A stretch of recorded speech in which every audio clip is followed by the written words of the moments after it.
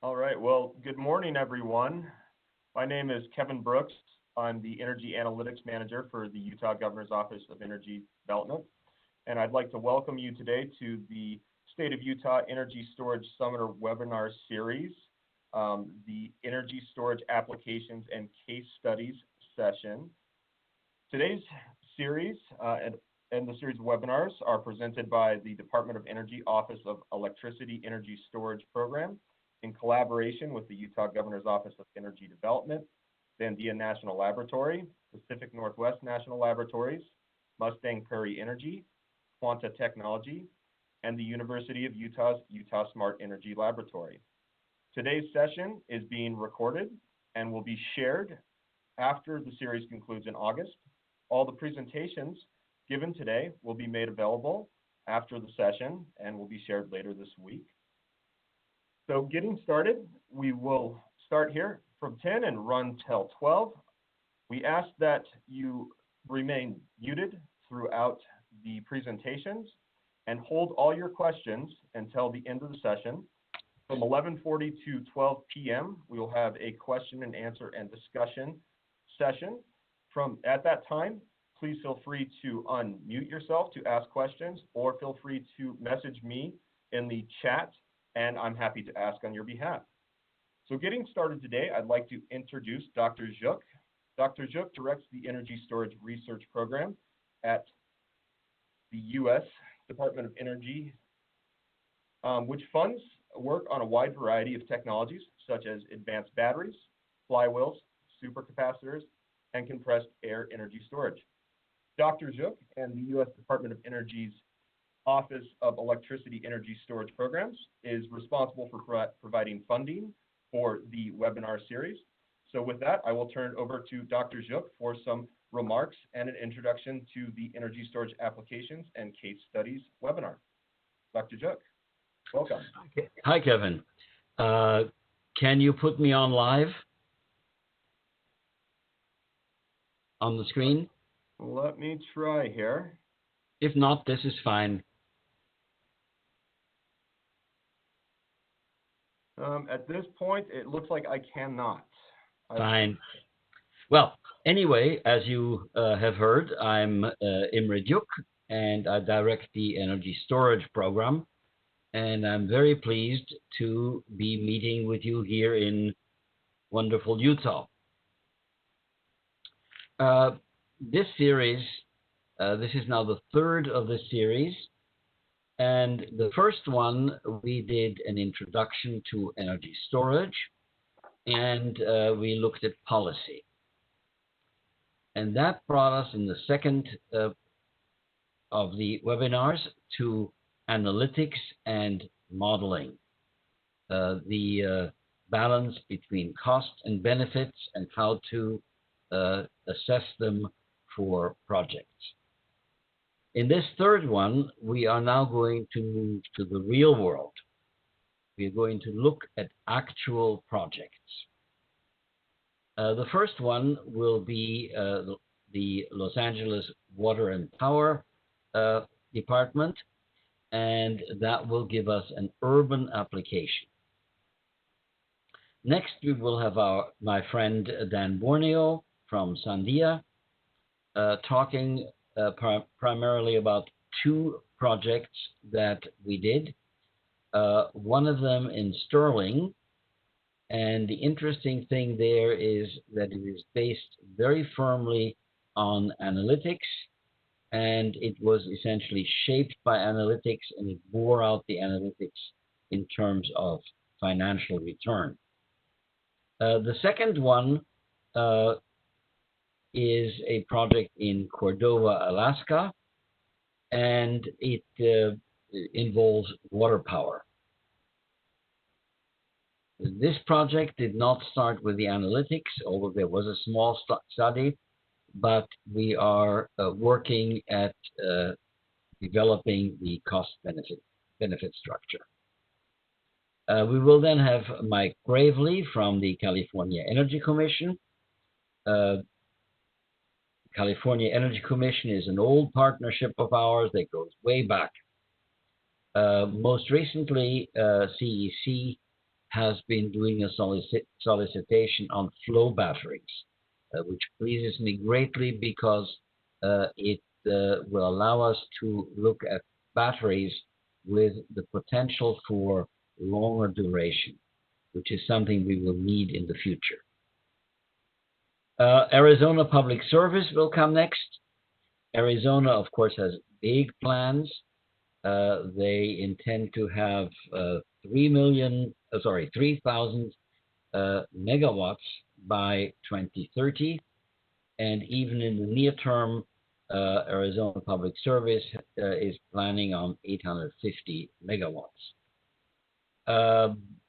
These plans may have been held up a little bit, but you will hear about it because of an unfortunate explosion at one of the energy storage devices. And of course, the fact that Arizona is one of the hardest hit states of the epidemic. And finally, we will hear from PacifiCorp, who have a long-standing interest in energy storage. Looking at this variety of projects, we have to realize that energy storage is not just palliative. Here a patch, there a patch. Energy storage should be deployed all over the grid at variable sizes and various durations. So it's finding niches, and these niches should be all over the grid. And what we want to do is we want to use storage to link generation and load into a dynamic structure, which ultimately will encompass buildings and transportations as well. Thank you, and let's get on with it.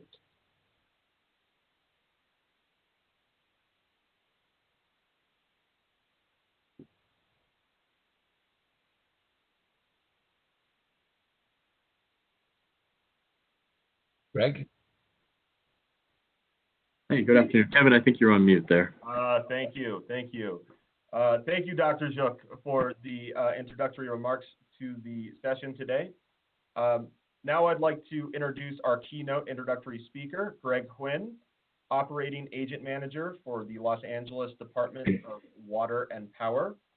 Greg manages the Los Angeles Department of Water and Power's 100% Clean Energy Innovation Team that is currently engaged in several initiatives to bring clean power into the Western energy grid.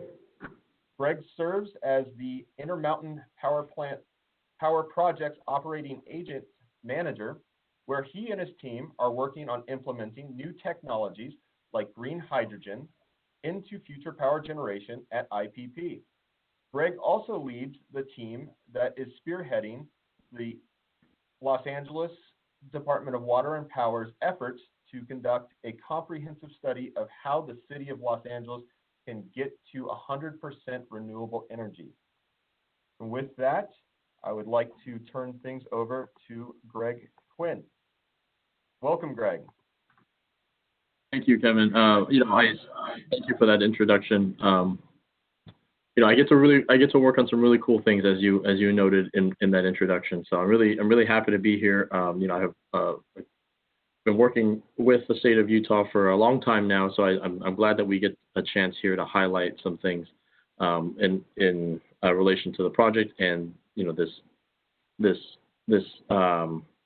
sector of energy storage, because it is the future of the utility. And so what I really wanted to start out with was getting into the intricacies of energy conversion, because really that's what we do from the utility standpoint. We traditionally have, of course it's much more complicated than that, but at our core, we do energy conversion. We convert different types of energy into electricity so that we can serve our customers. And so, that's a big part of what we do. And so I show here a couple of different examples of what we do in terms of energy conversion. Up on the upper left here, that's my project here, the Intermountain Power Project, which currently is a coal-fired plant. So we take we take mechanical energy produced from steam to create energy through those turbines. On the upper left, that's a picture of Hoover Dam, which is a conversion of potential energy into electrical energy using elevation differences of water and pushing turbines to create electricity. The lower left is a picture of our Haynes generating unit, which takes chemical energy in the form of natural gas and converts that into electricity. And then the last one on the lower right is just, it's wind and solar, taking renewable energies and using that to serve the people of Los Angeles and the surrounding areas, taking that solar and wind energy and creating electricity there. But when we look at what's next, when we look at what's the next challenge for the energy and the utility, we're really good at changing forms of energy into electricity, but we're not quite there yet in the sense that we can change it back.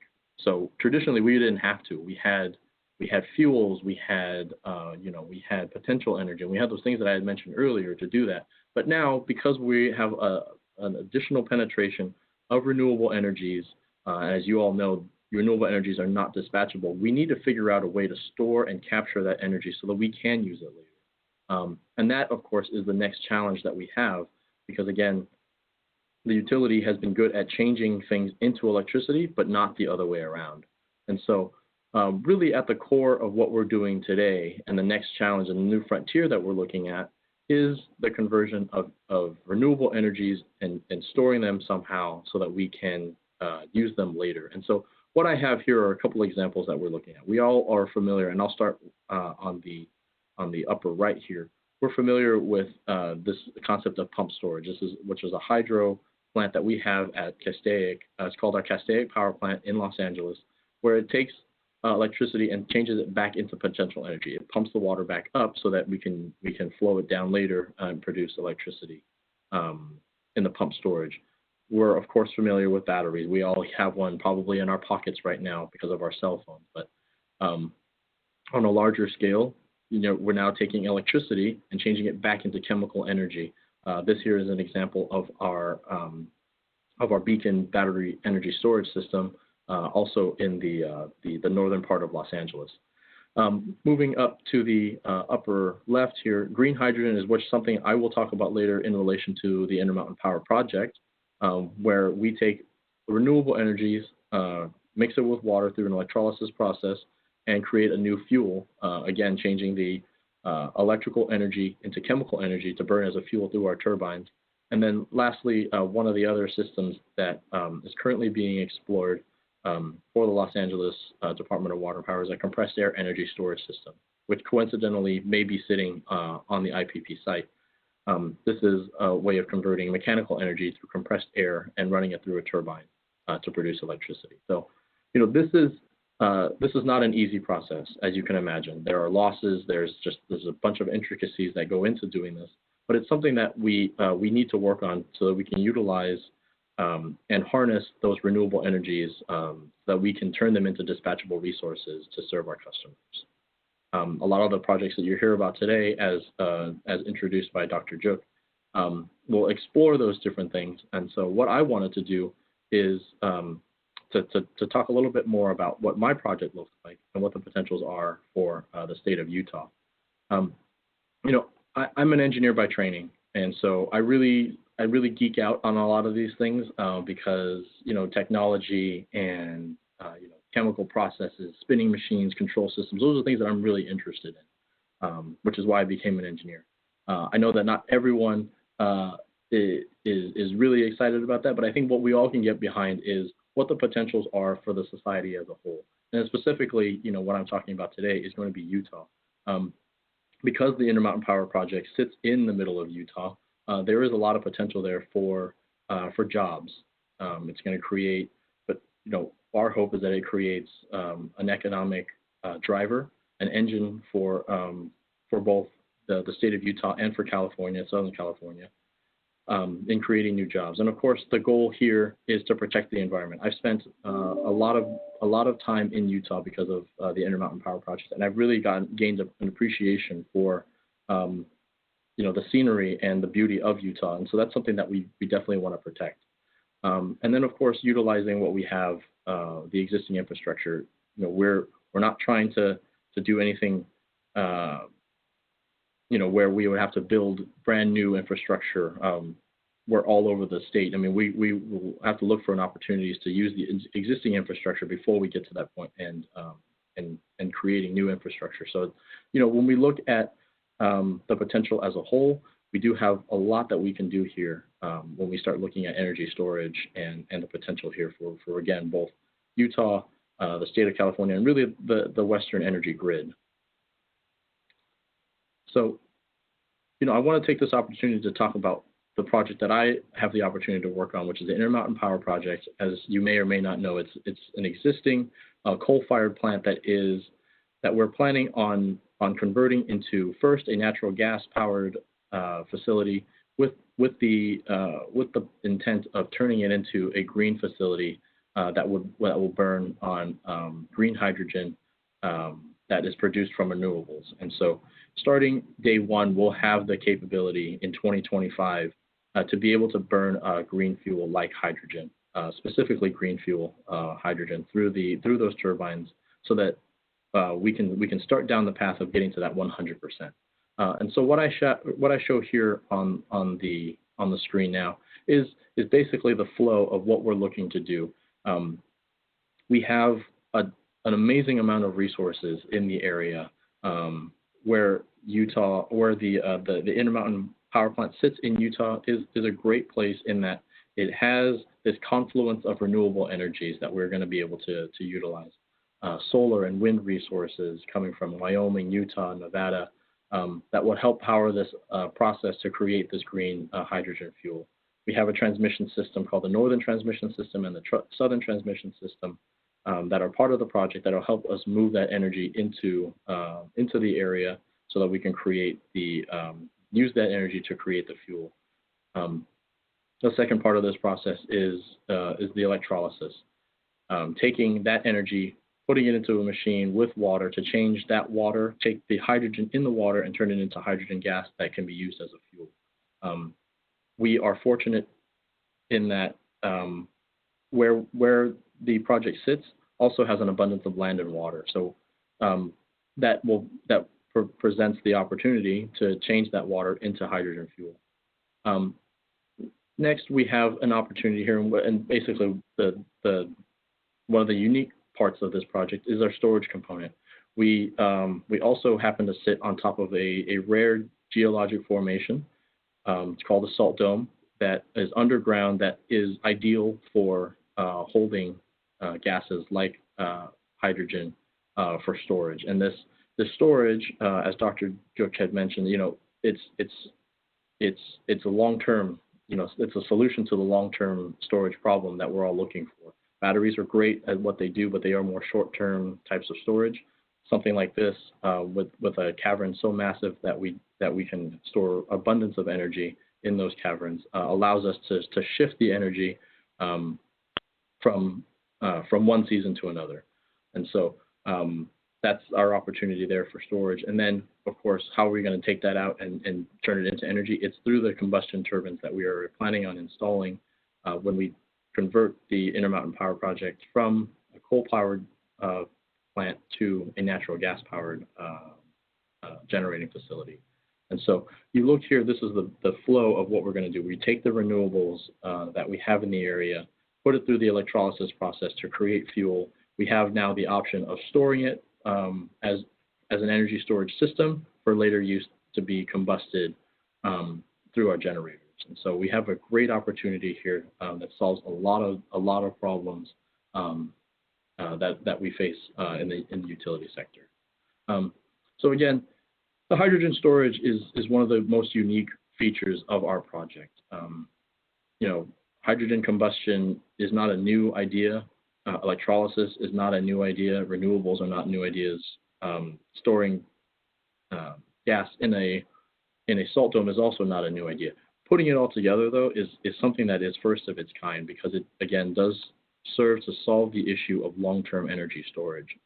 And so what we do have here is an opportunity to utilize the geography to do this what we call seasonal shifting, taking the renewables in the lighter months in the spring and the fall, where typically your loads are not as high as they would be in the summer because of air conditioning requirements. And so we could take those renewable energies, store them in the caverns, and then use them for later use in the summer when the electricity is needed. And so for scale, what I have here, and this is maybe something that is a repeat of what you've seen earlier, because I know Dr. Laura Nelson mentioned a lot of this earlier, but it's a good chance to reiterate. This project does have like the salt caverns that we get to utilize. They're large enough to hold the Empire State Building as an example,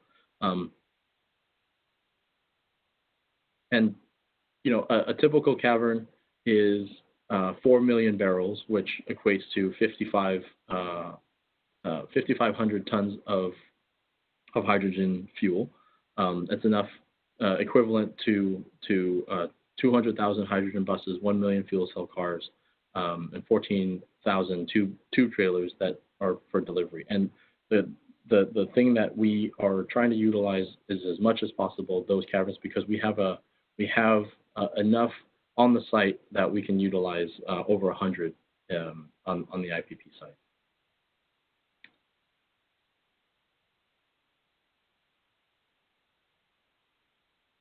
So when we look at the potential now, we can fill out the blanks when we start looking at hydrogen.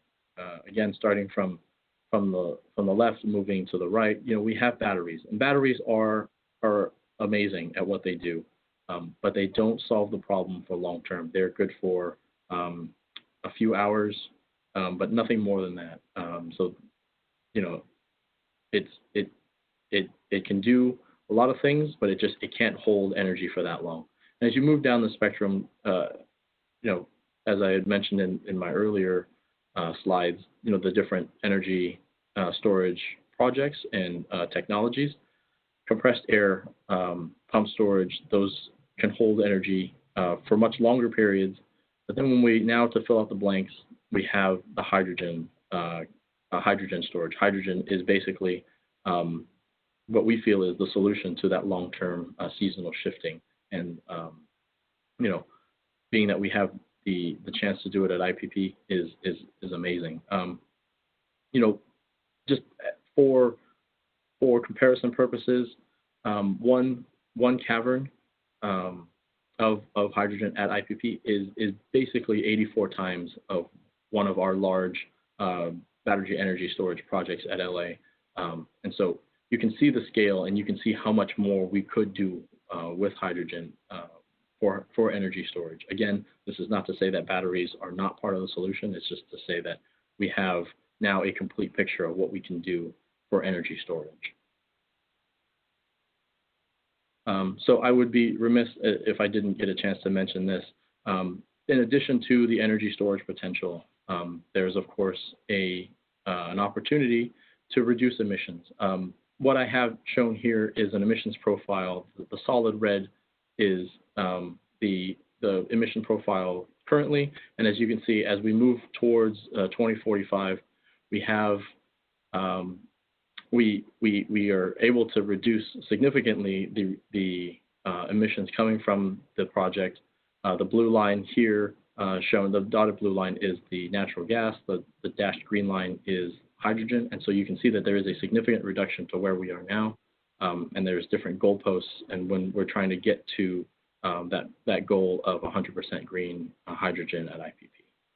And so with that, you know, again, thank you so much for letting me present today. I know that, again, we have an amazing opportunity to get there, you know, and I really appreciate everyone being here today, and looking forward to discussion later on. So with that, thank you, Kevin. Thank you, Greg, for the presentation. All right, well, moving on to our next presenter, I would like to introduce Dan Borneo, Engineering Program Project Lead at Sandia National Laboratory. Dan will be presenting a couple of case studies on Cordova, Alaska and Sterling, Massachusetts. Hi, this is Mark Toronto. Do we have a chance to ask questions on the LEDWP one, or are we waiting to the end for Q&A? Hi, yes, Mark. Yeah, thank you. Yes, if we're asking for everyone to please save questions for the end of the webinar today. There will be time from 11:40 to 12 p.m. for questions and answers and discussion. Okay, thanks so much. Apologize for the interruption. No worries. All right, well, Dan Borneo is an engineering program project lead at Sandia National Laboratory, where he leads a projects team that is part of Sandia's grid-tied electrical energy storage program. The main emphasis of Dan's work is to collaborate with utilities, industry partners, academia, and state energy offices to develop energy storage projects and bring innovative electrical energy storage technologies to commercialization. He also specializes in commissioning of energy storage systems and does work both nationally and internationally. Dan earned his bachelor's and master's degrees in electrical engineering from the University of New Mexico, focusing on power and controls. He holds a professional engineering license in the state of New Mexico. With that, I will turn things over to Dan Borneo.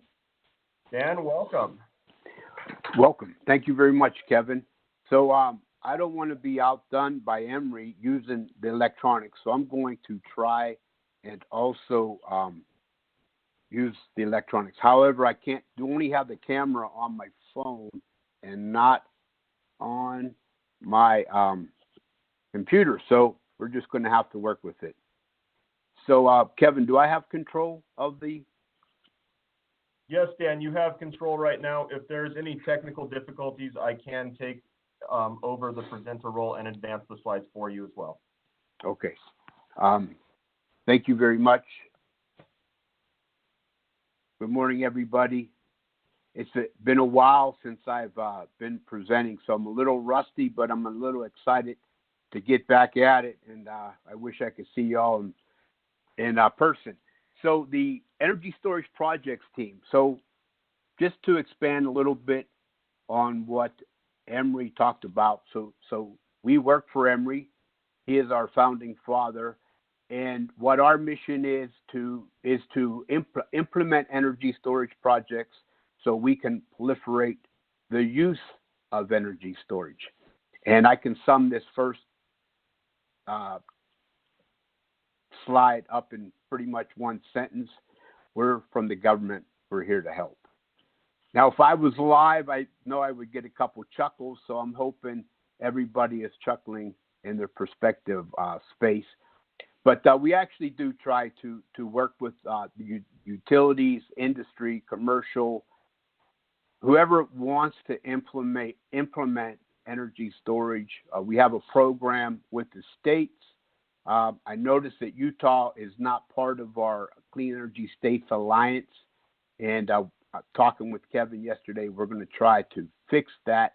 But we work with people to help them implement a project by doing analysis on what benefits the energy storage can bring.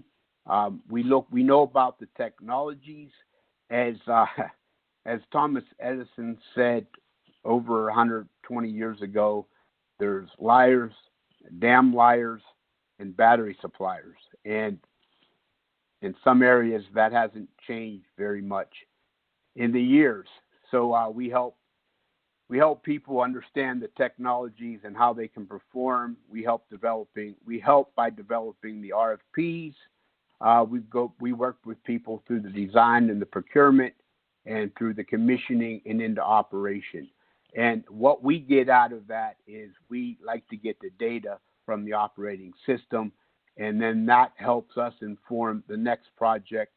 And also we do public information programs such as this, and we're always working to look for best practices, especially around safety, and so we continue to help. So I think I just mentioned all the goals, and basically it's to understand the technology and to proliferate that understanding to the next project. And these are all the projects we're involved with.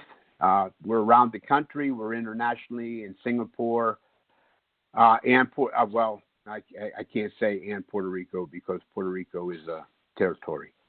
So one thing you'll note that there's very little in the Utah, Nevada, and we're working to change that. And basically, the way we approach this, we've been very lucky to have Emory as our founding father.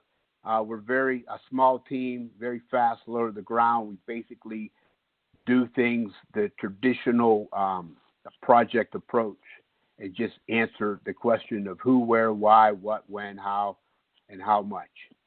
And then with the project results, as I said, we get to move on to the next project. So I'm going to jump into a couple case studies quickly. I noticed that we are behind time, so I'm going to try to pick it up a little bit. So we have two studies. The first one is the Sterling Municipal Light Department. This is our first poster child. Sterling is up in New England underneath the New England ISO. Sterling has two different fees that they're concerned with. One is the forward capacity market, which is based upon an annual energy peak, and another one is the regional network service, which is based on a monthly transmission peak. And so they get these charges from the ISO, and it's based upon whatever that peak is, whatever their demand is at that peak, and then they have to pay that for the following year. So what they decided to do was utilize energy storage to reduce that peak, therefore reducing their cost to the ISO. And in addition to that, the last bullet is when it's not doing the peak, it's also doing backup power in case of an outage.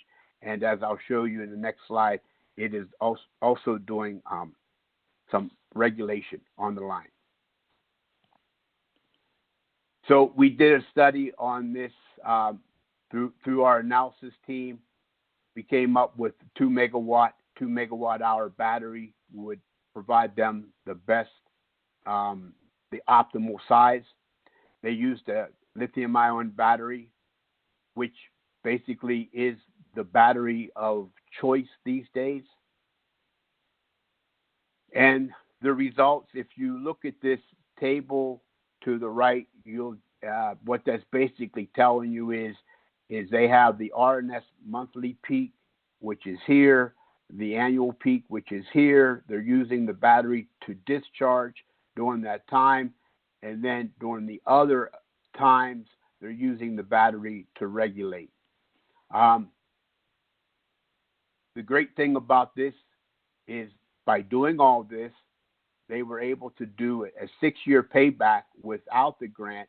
And one thing I should note that the 2.5 years with the grant, part of our program is if your project is interesting enough, Emory will provide cost share, and this helps fund the project and reducing the return on investment. So the lessons learned, and we continue to learn and continue to learn. Integration of the projects, you know, we can't have different people coming in doing different things. You have to have one point of contact to do the whole project, so there's no finger pointing. That's the major one we learned from this. I have some additional lessons learned later on in the presentation. So our latest poster child is Cordova Electric. Cordova is basically an island in Alaska, though by that I mean that you can only get there by plane or by boat. They have the Cordova Electric Co-op is a self-contained utility. They have no other means of electrical generations. So if it goes down, it's all on them. They can't go to anybody for backup. They have a fishery. Their big industry up there is salmon fishing. So they have some a good load at certain times of the year. They have a hydro plant in that they try to utilize as much as they can for their energy generation. And when the hydro is not available, they rely on diesel generation. And diesel generation in Alaska is not the most effective or efficient, mostly because of the cost of getting diesel up there, not to mention any pollution that it might generate. So what we did up there is that project uses the hydro to provide services. There's 2 times of the year, though, when the hydro is not really available. One is when the water dries up and there's not enough hydro to turn not enough water to turn the generators. The second is when in the wintertime, when the river freezes over, they don't have hydro. And in addition to that, when they are running the hydro, they have to have 500 kilowatts of spinning reserve.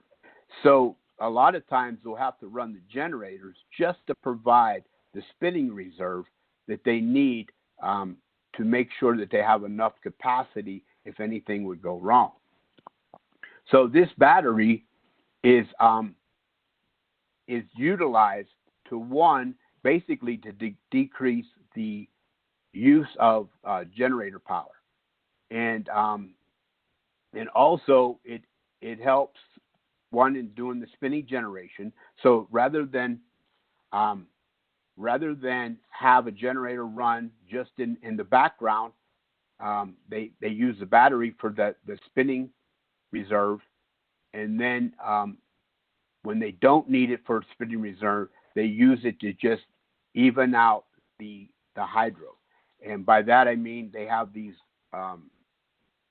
fins that go in and out, in and out, in and out, basically doing frequency regulation.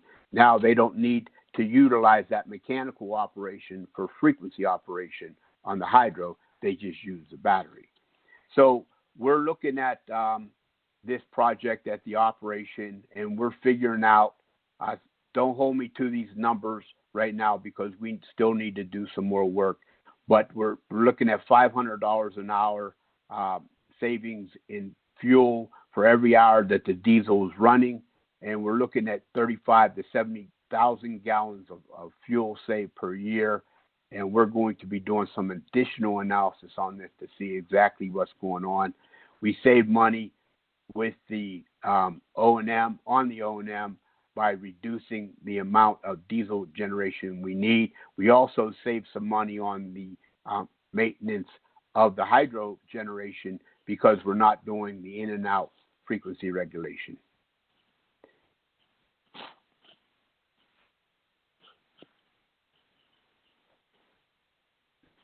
One of the biggest lessons learned on this project is the fact that we had one point of contact. Like I said earlier, you need one point of contact, but that one point of contact had 2 contractors, one contractor for the battery and the other for the controls. And when we got the system in place, it didn't work, right? It didn't work out of the box, and we had to go through a couple weeks, maybe a month or so of startup process to try to iron out all the bugs. And it gets down into the really nitty gritty of, it could be 1 bit in some register that is 0 when it's supposed to be 1, for those of you that are control inclined. And, you still get, well, it's not my problem, it's their problem, it's not my problem. But in Cordova's system, or their team up there, very good, very well knowledgeable people in their field, and they were actually helping the vendor of the battery and of the control systems figure out what was going on and basically telling them what the problem was. So I won't go through this lessons learned. I think the most important thing is my pay attention. You always have to pay attention. I mean, if something doesn't feel right, you have to back up and look at it. Pay attention actually comes a lot with experience, more so than a check the box type program. But it's very important. So when you're doing a project, you need to have somebody focused on the project. It can't be somebody that's, oh, this is like 10% of the work. No, they need to be 100% on the project. Some of the lessons learned I will go over is safety. Everybody's probably heard of the bad things that have happened with lithium-ion batteries in particular. But, you know, in energy density, right here, there are various energy densities within the lithium-ion family. Some more energy dense. For instance, the NMC battery, which is in the Tesla car, is very energy dense. And so the more energy dense, when bad things happen, the worse they could be. But since we're not in a car, we don't really need to worry about so much for the footprint of the system. Now we're starting to look at less energy dense lithium-ion batteries that provide a little bit more level.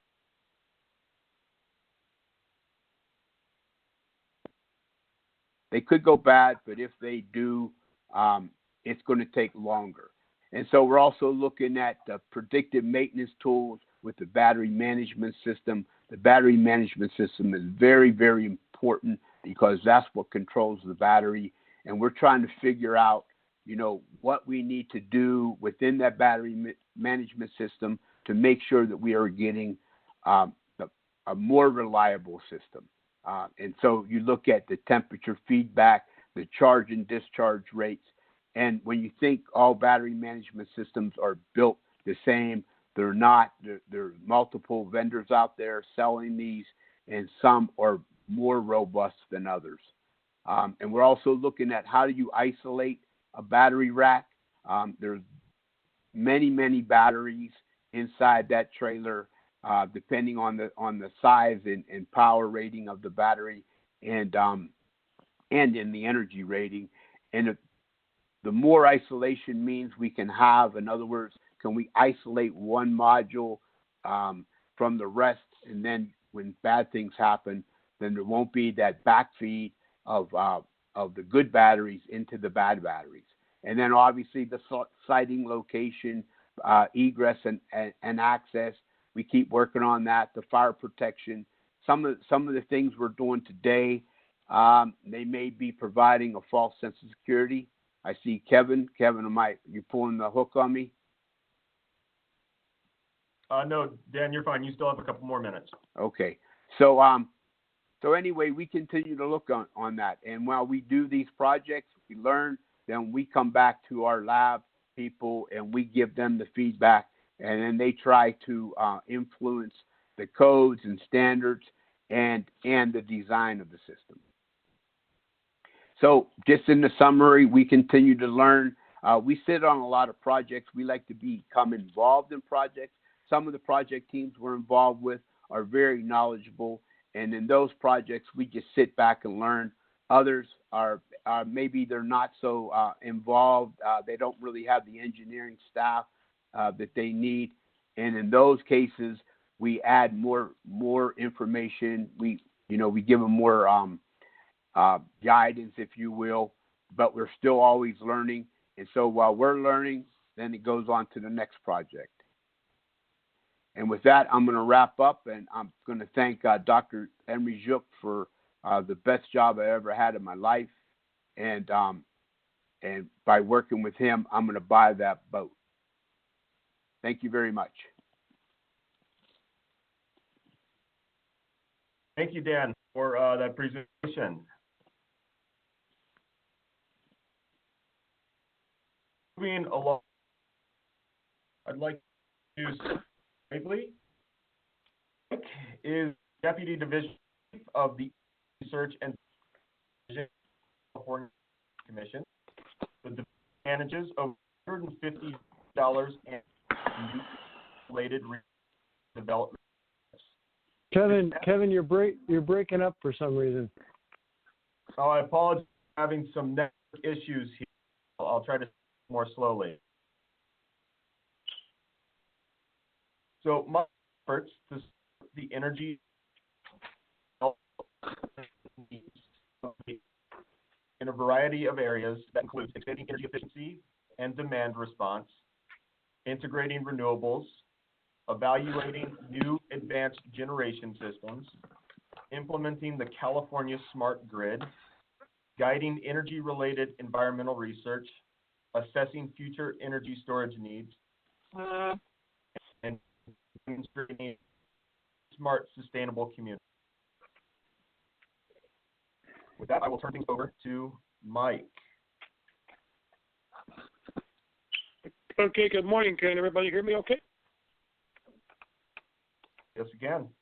Okay, well, so that's actually an old job title for me. I was there for 4 years. I'm actually doing more focused on energy storage and microgrids as a senior engineer and team lead, some more technical work now than in the past, which is much more fun.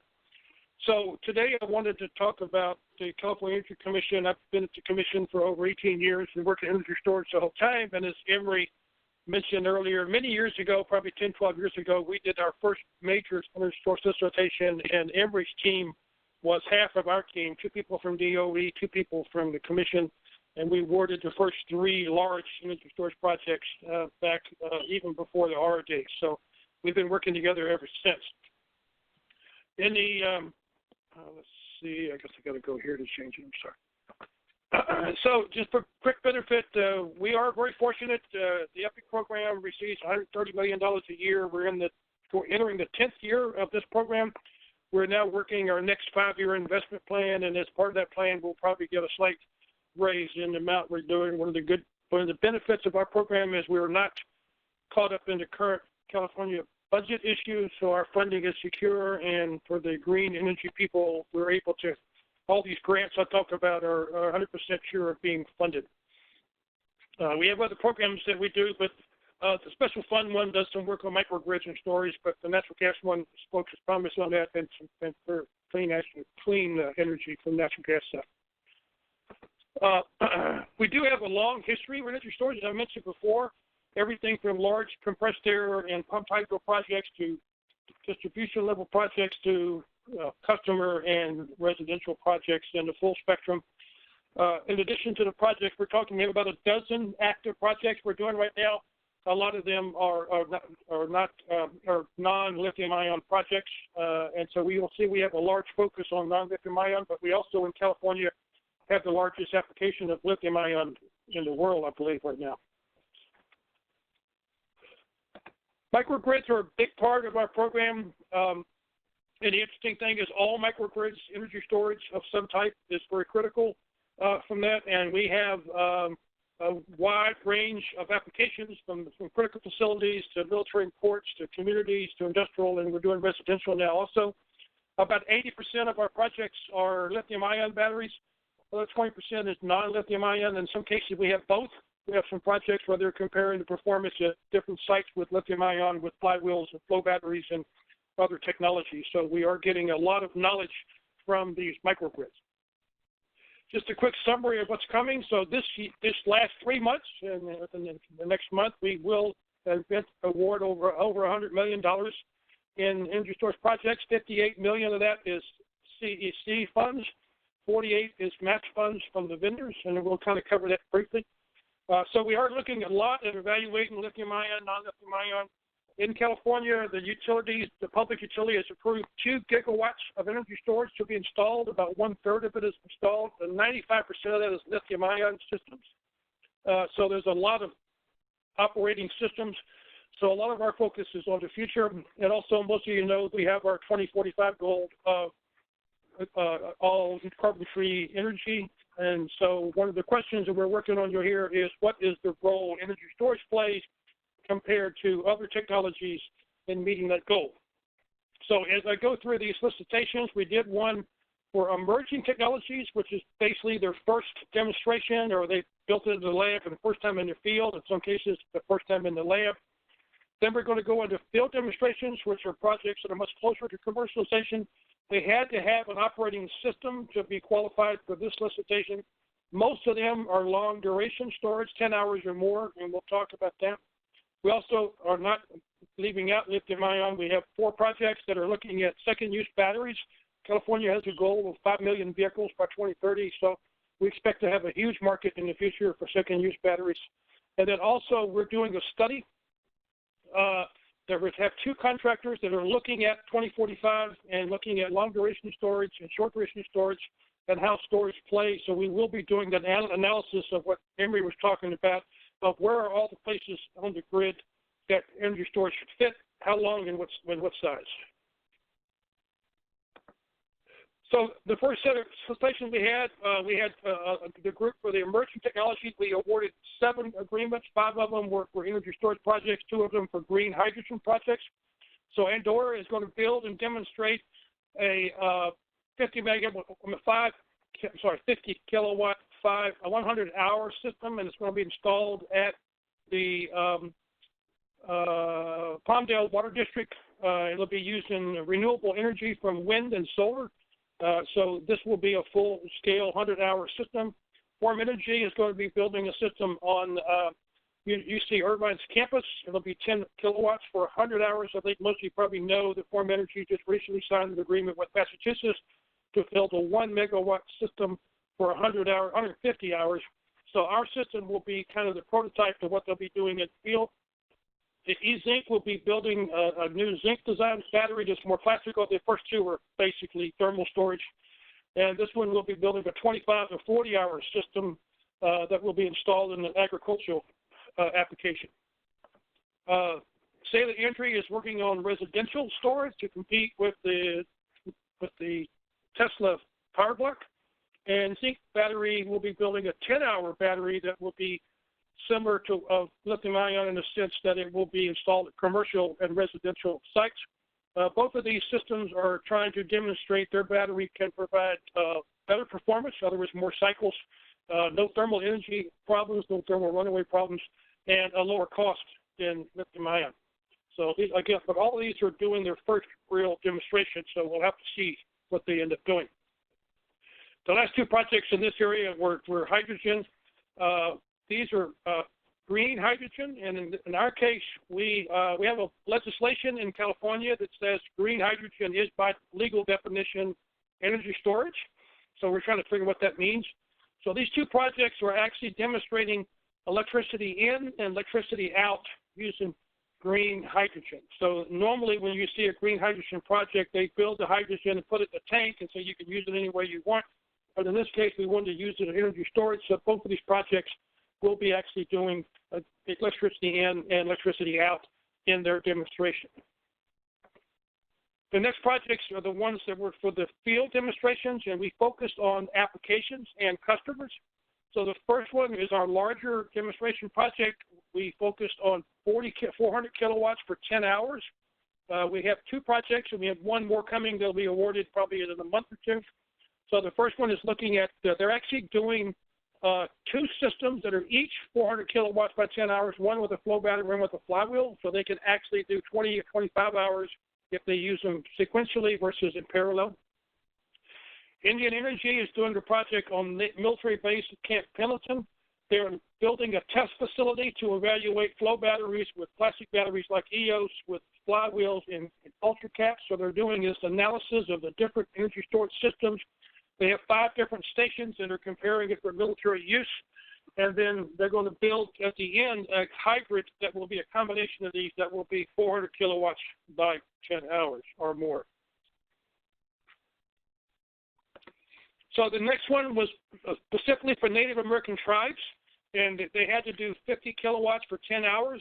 Grid Alternatives is doing a fire station where they're providing 10 hours using a vanadium redox flow battery, and Indian Energy has also received one where they're doing the same flywheel, and they're doing it at a water treatment plant to protect the lake, protect the water treatment when there is outages. They're on the end of the line and have a lot of disturbances, so the storage system is going to give them the ride-through they need to keep providing clean water to the tribe. And we have 1 more tribe, that's the second one that's been approved, and it will be awarded another month. It's doing a similar project here using flow batteries.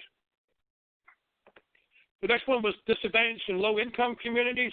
So we're doing one here where this is a UET flow battery, so we're doing different types of flow batteries. This project, again, is going to be 50 kilowatts or more in 10 hours, and it will be focusing on a microgrid that's supporting a food processing refrigeration facility in a disadvantaged community. The other one is a unique one here where we're doing pumped hydro, but this is into a depleted gas line. So they'll be actually using, California has like 100,000 depleted gas lines, and so they're using one of these wells to actually develop pumped hydro and work from that perspective. The last one we had, this was another lithium-ion application primarily. So we're doing residential systems where they're putting in solar and storage. California has a new law, a new standard. Any new home built in California has to have solar on the roof. In this case, in California, it's expecting 80% or more of our future homes to have storage in addition to solar. So we're doing these 3 demonstrations all over the state in 3 different climate zones. Each contractor is installing at 15 or more sites, and we'll be evaluating mostly off-the-shelf lithium-ion batteries. EPRI is considering non-lithium-ion and lithium-ion, but you can see on the side here what they're going to do. And Bucks Power has their own system that sits on the ground. The one that they'll install for us won't have the solar because the solar will be on the roof of the house, but they'll be using that box and installing it outside the people's house. The last one is second-use batteries. We have 4 agreements here for second-use batteries. The first one is doing an actual microgrid where they're using the batteries in the microgrid. The other ones are them, and the other ones are going to be analyzing second-use batteries to determine their performance, their expected life, their cost, and their reliability. So these will be doing both field projects as well as doing extensive testing to come up with a good understanding of, if we repackage these batteries, what's the cheapest way to do it, and how long can we expect these batteries to last? So a pretty substantial investment in second-use batteries. We mentioned before, so this one here is the only paper study. So we have 2 paper studies that are being done, or computer analysis studies, where they're looking at modeling and determining the future of California, looking at the grid at 2045, looking at all the options, what's going to happen with natural gas, what's going to happen with hydrogen, what's going to happen with storage, what's going to happen with solar, what's going to happen with offshore wind, and look at all these applications. What's the load going to look like? How do you integrate 5 million electric vehicles? So they'll be looking at all that with the goal of where is storage? Is it big storage? Is it residential storage? Is it distributed storage? So they'll be looking at all those options. They'll be modeling those different scenarios and coming out with what they think is the most likely candidate, and we'll feed that information into the state's projection for how they're going to meet the goals of 2045. The last project to talk about is just a guidebook. This may be of interest to the state of Utah and system. So we are developing a guidebook for energy storage for 1 megawatt or less, primarily on the customer side of the meter. It's designed for the ALJs to have to approve these, so it's a permitting approval process, but it helps the vendor, the customer, and the ALJ work together. This will be electronic. It will include lithium-ion and non-lithium-ion technologies that are relevant for residential and small commercial. It will be developed in about a year after talking with all the different customers out there and working out, and then they will continue to maintain the guidebook for 2 additional years as we resolve it. Eventually, this guidebook will be passed over to the governor's office, and it will be managed out of their Office of Policy Research. And that is the last one. Let me get my thing to flip here. So I know there's just a lot of time. So my phone number and email address is online. I'll be glad to answer questions at the end of the session. But if something comes up later, you'll have this presentation. Feel free to email me or call me. And so I'll turn it back to you, Kevin. Well, thank you, Mike, for the presentation there.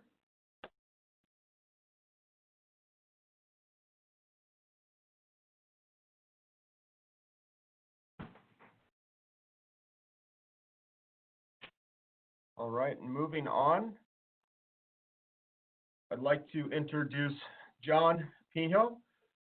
John is a Senior Program Manager at Arizona's Public Services Customer Technology Group and is responsible for microgrids. energy storage, and electrification initiatives. Prior to joining APS, he was the Global Director for Capital Projects at A123 Systems and Senior Manager for Faculty Technology Development at Intel Corporation. John is also a subject matter expert and consultant in a number of leading-edge technology sectors and has held senior engineering management and operation roles. He has a BS from Worcester Polytechnical Institute and is a certified project manager. So with that, I will turn it over to John. Welcome, John. Well, thank you, everyone. Appreciate having the opportunity to talk to you today. So I'm going to talk about Arizona Public Service and our energy storage applications. And I look forward to questions at the end of the presentation. So a little bit about APS. We're a very long-serving, fully integrated utility. We've got over 1.5 million customers. You can see our peak demand there. And we own a significant portion of our own generation. You may have heard of our clean energy commitment. You can learn more at this link. We've got a diverse number of different kinds of resources, including the largest nuclear power plant in the country. We have the 5th largest solar energy portfolio of any utility. And our diverse mix is already 50% carbon free. We've committed to 65% clean energy by 2030 and 100% clean by 2050. And energy storage plays a pivotal role in us achieving those goals. So clean energy solutions, including energy storage, are needed now more than ever to help fix the duck curve, sometimes considered California's #1 export, and other grid issues. So we've seen a dramatic increase in the midday production of excess solar, which we would like to see used in what we're terming solar after sunset, and energy storage plays a key role. The table to the right shows some other applications where storage can apply not only energy benefits, but other benefits.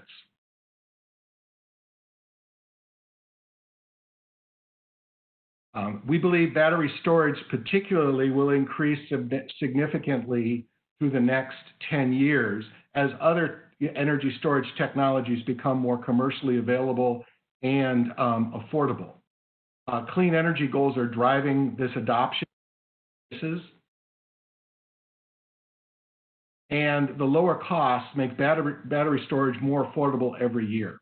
At the same time, we see EV growth growing simultaneously and eventually looking towards vehicle to grid and vehicle to home opportunities for the growing EV market. The other thing to point out in the chart on the left is behind the meter energy storage applications have been increasing dramatically and are planned to increase even more. So as a fully integrated utility, we need to be looking not only at what we're doing in front of the meter, but keeping an eye towards what can we do to help behind the meter application. There are many reasons why lithium-ion batteries today are leading the market. A number of them are listed here. And this is really a little bit dated information. I'd say today that lithium-ion batteries in the battery market are probably 50% of the total market in the United States.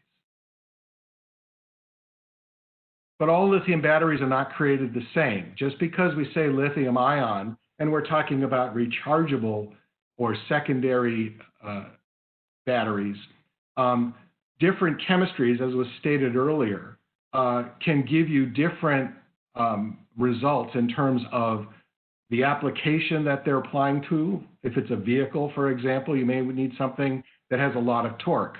In the case of solar after sunset, you want something that maybe is very efficient from an energy perspective and low cost. The abbreviations here are based on the different kinds of chemistry. More can be found at the reference indicated on this slide. So how are these battery systems built? Well, they all start out, they're all built in a modular way. They start out with a cell, and that's typically what, most of us are used to seeing. We buy batteries, alkaline type batteries in numerous places, and we buy them at the cell level. When they're grouped together, they're called modules. Those modules can then be put into racks, and then the racks can be assembled into an array or a core. Every company has their own way of doing this. Some may not do vertical racks. Some may do blocks that stack. Others may do battery systems inside of buildings, similar to what a data center might look like. So the batteries and the battery system is one part of it, but connecting the battery system to the grid is also a bit unique, because most things that operate on the grid operate in one direction only. Batteries, on the other hand, have to be bidirectional. So bidirectional power flow, bidirectional capabilities to measure that, understand it, are some things that most utilities find as a learning curve, as well as many of our customers. There are losses associated with converting the AC power from the grid to DC power, which is stored in the batteries, and then reconverting that when you want to output that power. There is also additional losses for other equipment that may be needed to support the batteries, including the control systems, cooling, and safety systems. APS has been involved in battery energy storage and microgrids for a long time. Our oldest facility, Carroll Springs, is well over 20 years old, and it's been refurbished 2 times already. We're in the process of refurbishing it for the 3rd time. This is a completely islanded microgrid with gensets, solar panels, and battery storage on top of a mountain in Globe, Arizona, supporting a number of communications systems. It was too rugged a territory to run conductor, so we chose to do this microgrid instead. We also have what I call a nanogrid, because it's in the kilowatt scale, for Chevelon Canyon at the Forest Service. We bring this nanogrid into the Forest Service to support the ranger station in the spring, and we remove it at the end of the fall because the forest is closed in the winter, and then we do refurbishing and upgrades to the system. We also have a very large microgrid at the Marine Corps Air Station in Yuma, which is 25 megawatts of gensets, and it's built ready to add solar and batteries. They weren't added at the time because the cost at the time for battery systems was significantly higher than it is today. We also have another microgrid supporting a data center, which is gensets, and it's also controlling the UPS battery for ride-through for the data center. And we're working on deploying 2 new microgrids that will be battery ready as a T&D deferral versus reconductoring the line in northern Arizona. We have a number of batteries that we have deployed. One is in Pumpkin Center. It's a 2 megawatt, 8 megawatt hour battery system. And it is also for a T&D deferral that is avoiding a very costly conductor upgrade. So we use this battery system to reduce the thermal loading of the conductor, typically in the summer months. And in the off season, we can use it for arbitrage.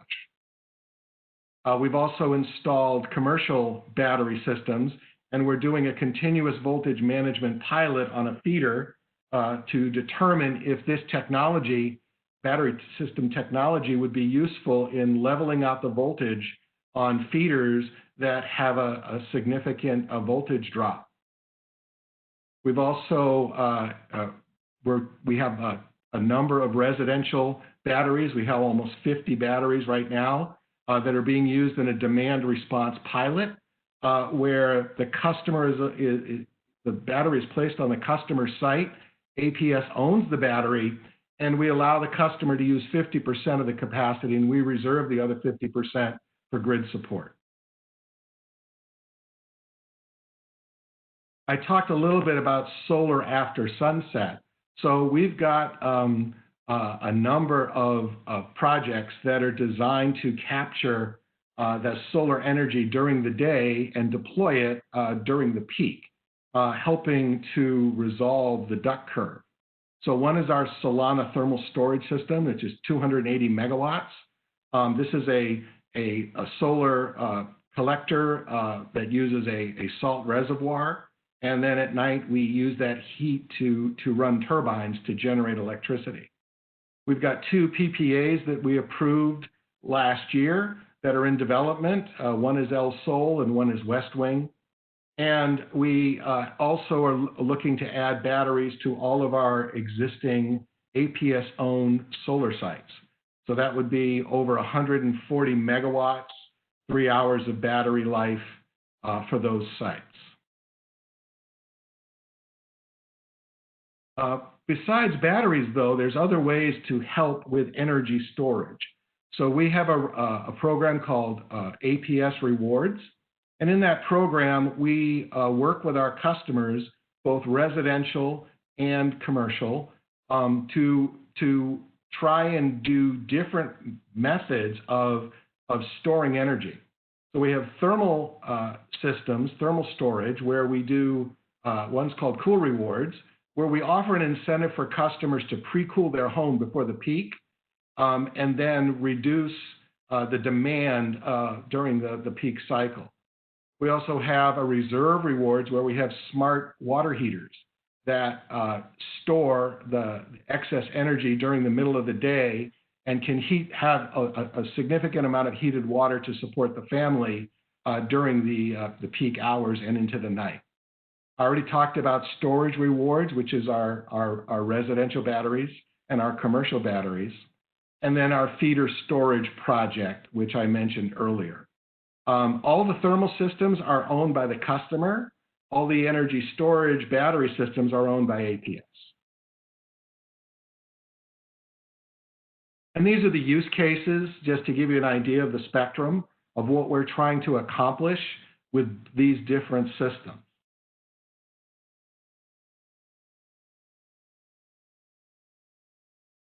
So it was mentioned earlier, that APS had an incident last year with one of our battery systems. One of the things that we recommend for every major utility is to have a battery safety working group.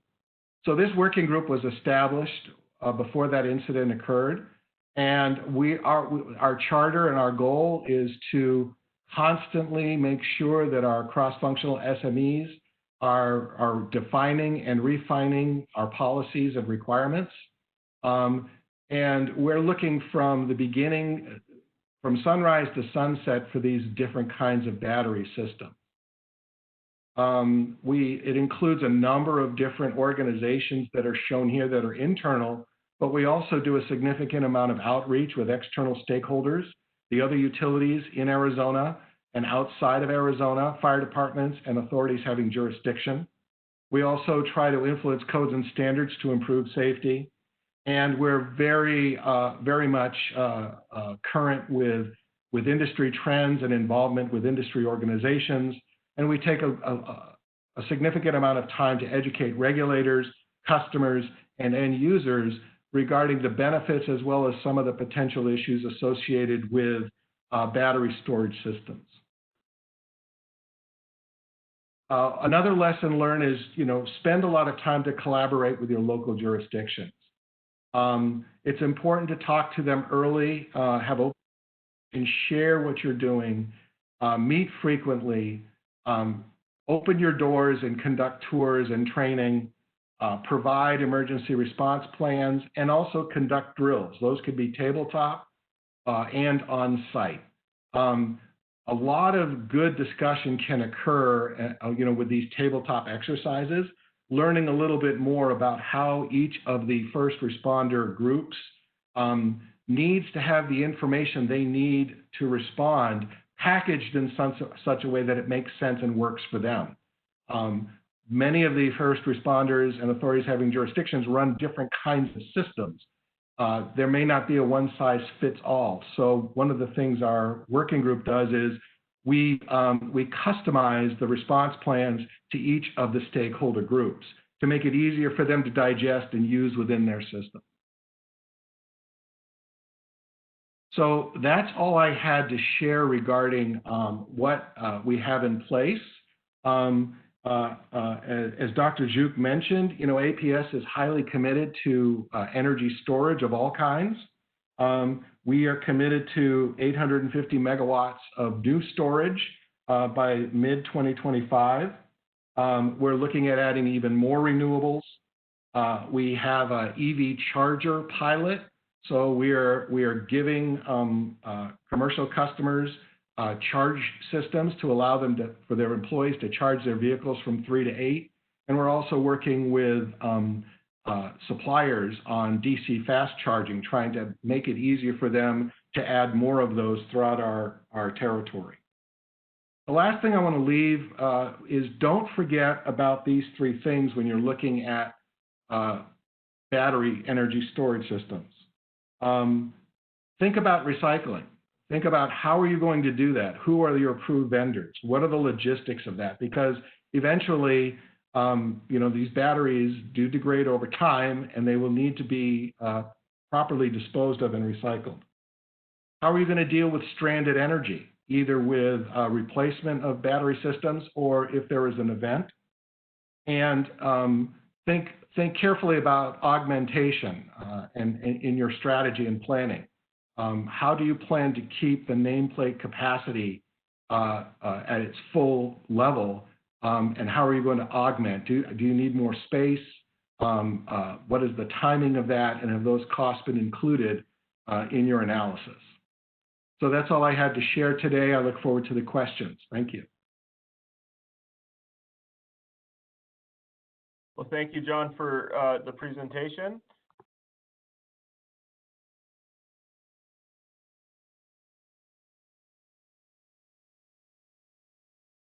Moving on to our last speaker for the session today before the question and answer and discussion portion, I'd like to introduce Rohit Nair. Rohit is the Director of Engineering Standards at PacifiCorp. His organization is responsible for the company's substation, transmission, and distribution, construction standards, and material specifications.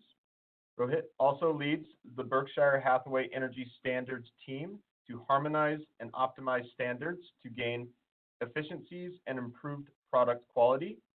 His team is also responsible for developing the technology roadmap for PacifiCorp's transmission and distribution business. Rohit's experience in the energy industry encompasses working on engineering, regulatory and public policy, customer outreach, and strategic planning initiatives. Rohit earned his master's degree in electrical engineering and a master's in business administration. He holds a professional engineer's license from the state of Arizona and is a recipient of several national and international awards, including the IEEE Region 6 Outstanding Engineer Award. So with that, I will turn things over to Rohit. Welcome, Rohit.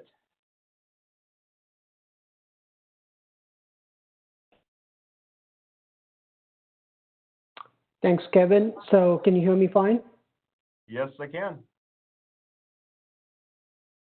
Okay, so I am not going to turn on my video because it seems like there are some bandwidth issues. So just to save some bandwidth, I'll turn my video off over here. Okay.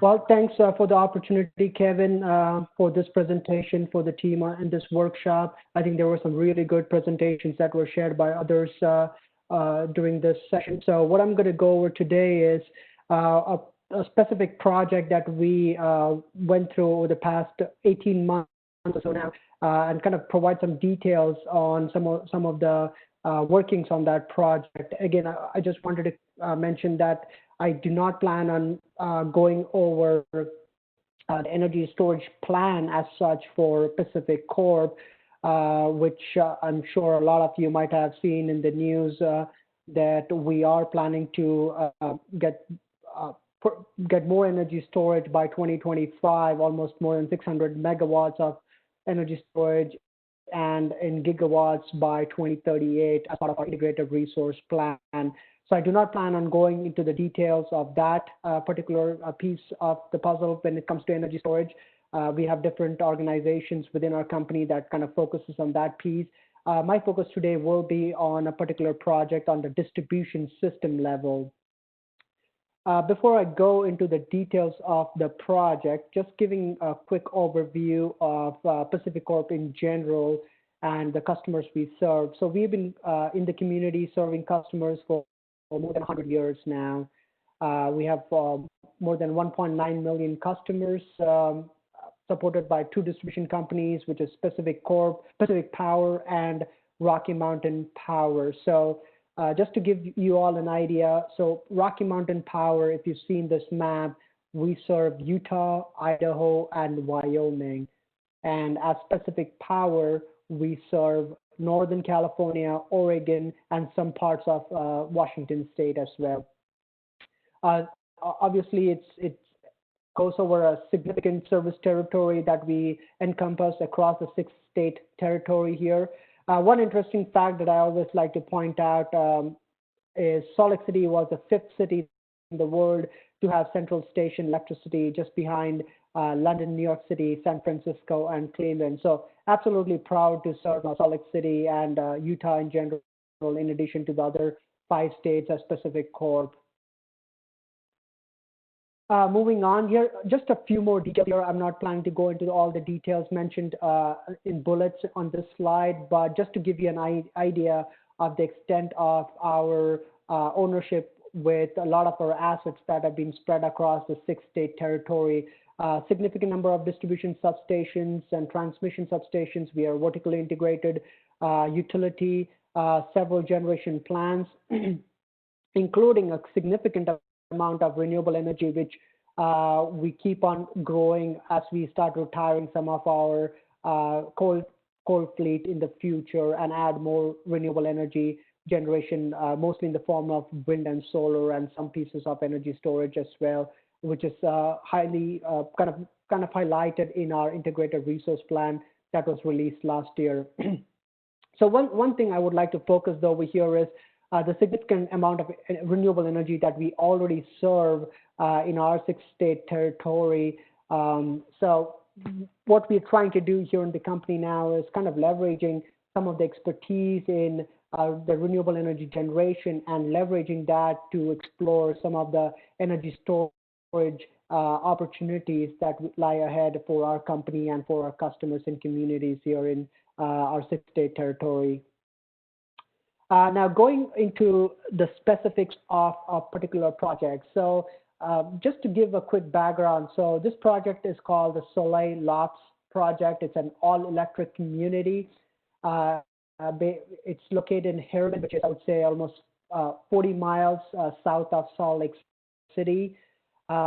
We kind of leveraged a funding from the state. So the state 3 years ago approved a funding mechanism called STEP, which is Sustainable Transportation Energy Plan. And it kind of gave a significant opportunity for the utility to explore new technologies and kind of dive more into innovation and explore some of these new concepts as such, both in energy storage and other realms of technology as well. So one of the projects was this particular project to look into how do we start integrating solar energy storage as well as electric vehicle chargers and build an all-electric community that does not have any natural gas kind of pipes coming into the community as such. So it's a complete all-electric community, which we think is extremely important when we start looking into decarbonization and start building goals around decarbonization as well. Just a little bit more about the community for Soleil Lofts project. It's a 600 apartment complex. It has 1, 2, or 3 bedroom options. From an energy storage and solar standpoint, we partnered with a company called Sonnen Battery. So this company is based out of Germany, and it's a significantly large lithium-ion battery manufacturer and the largest residential battery company in Europe. Again, a big competitor of Tesla here in the U.S. and is trying to expand its footprint in the U.S., North America in general as well. So we partnered with Sonnen, looking at their technology and the deployment that they have had in Europe to see if we can come up with this partnership to develop a project here in Utah. So as part of this project, we'll be utilizing approximately 620 of their Sonnen EcoLinks batteries, which counts to almost 12 megawatt hours of batteries. And in addition to that, we also putting 5.2 megawatts of solar and as well as 160 electric vehicle chargers spread across in the community. And one important thing I wanted to mention is, in addition to the partnership with Sonnen, obviously the biggest partner for this project is the Wasatch Development Group. So the partnership started between PacifiCorp, or Rocky Mountain Power, since we operate in Utah, and the Wasatch Developer Group. And then it kind of went across to look into energy storage, and we partnered with Sonnen to look into the battery deployment for this project. Moving on here. So right off the get-go, we wanted to decide, how this ownership is going to take place. Is the utility going to own the batteries? Is the developer going to own the batteries? How is it going to get discharged, charged, and a lot of those kind of mechanisms. So we looked at a lot of different permutation combinations, and we came down to Soleil, which is the developer for this particular, will be owning and the batteries for this particular community.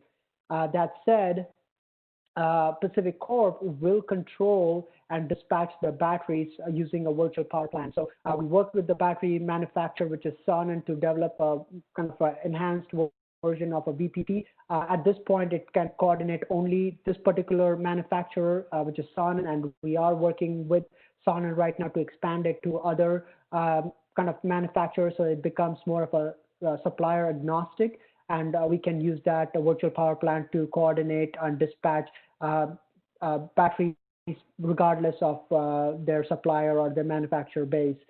This whole project was under a Schedule 136. A lot of you might have heard of net metering, private generation schedules in Utah and other states. So in Utah, we have a Schedule 136, which is a private generation schedule. So within that schedule, we are operating this particular scheme, especially on the solar side of things. The excess solar energy anticipated on sunny and spring and fall, low loading days will be feeding the batteries, and beyond that will back it into the grid.